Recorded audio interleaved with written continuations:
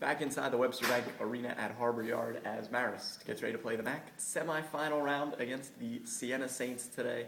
This is the Christo's pregame coaches reports, brought to you as always by Christo's Restaurant. Located next to the McCann Golf Course in Poughkeepsie, Christo's is your home for fine dining and catering. He's Marist head coach Brian Giorgis. My name is Jeff Broughton. Coach, team got off to a really good start defensively yesterday against St. Peter's, held them to just 2 points for the first 11 minutes of the second half and just a little over 30 overall. You know, it was an average day for the offense, but the defense was as stellar as it's been all year. Well, again, we did all the right things as far as their scout and stuff. We took away their inside game. When you can hold Janae Judson to 2 for 16 shooting, you know you've got a good shot. And, you know, we blocked a lot of shots when they went inside, and they couldn't hit perimeter shots, and we always defend inside out. So, you know, I think getting used to the arena for people has been difficult, but, you know, it kind of made up for really a lackluster offensive day other than Erica. You got a really good chance to use everybody in your arsenal yesterday. Erica played 25 minutes. No other starter played any more than 20. How important is it to be able to get everybody a lot of action in the first game and keep some legs fresh? I think that's important. I don't know how big it'll be now that we have the off day on Sunday. If we were playing 3 in a row, it'd be huge. Hopefully it still will be. But we got a lot of the young kids in and got them playing time and experience in this type of atmosphere. So, you know, anytime you can get a lot of people in and playing, it's going to be a good thing. You know, just to swing back to the defense for a second, it seemed like Kate Oliver, Brandy Gang, every time down the floor, they were blocking a shot inside. How is the low post defense and helping keep Judson limited, like you talk about, and really just getting St. Peter's out of what they like to do? I think it's huge. Kate Oliver has just been unbelievable in the month of February as far as, I mean, she's blocking 4 or 5 shots a game.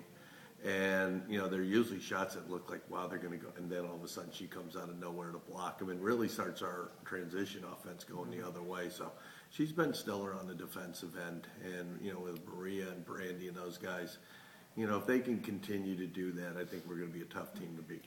The Siena Saints are the team that's going to try and do just that in the semifinal round. Today we saw Siena lead for about 28 seconds against Fairfield yesterday, but it was the right 28 seconds as they got a win over the Stags on their home floor. That means the Saints have a lot of momentum coming into this game, and well, with Serena Moore, they're awfully dangerous.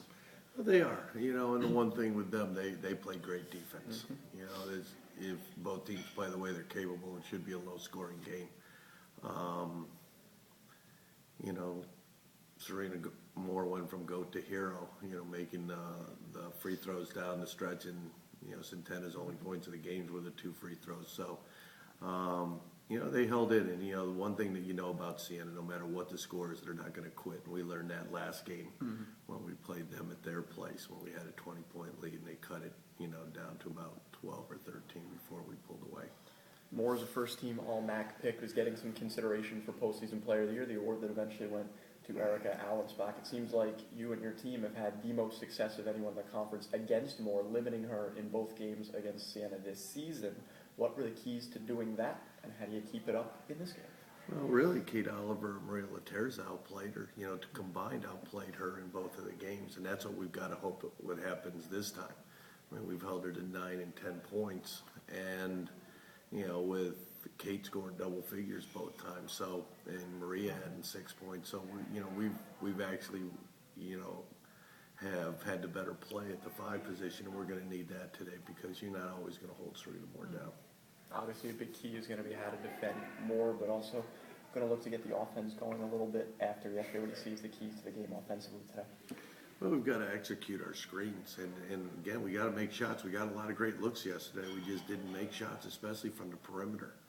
You know, again, you're not used to it when you're not playing in arenas. So, you know, hopefully we've adapted after one game. It was like when we played out at Kansas State, and we had a horrific shooting game against St. John's, but came back with a good one against Grambling. Hopefully we're used to it now. Coriel says he's feeling a little bit better. So, you know, hopefully that will, you know, help her play a little bit better.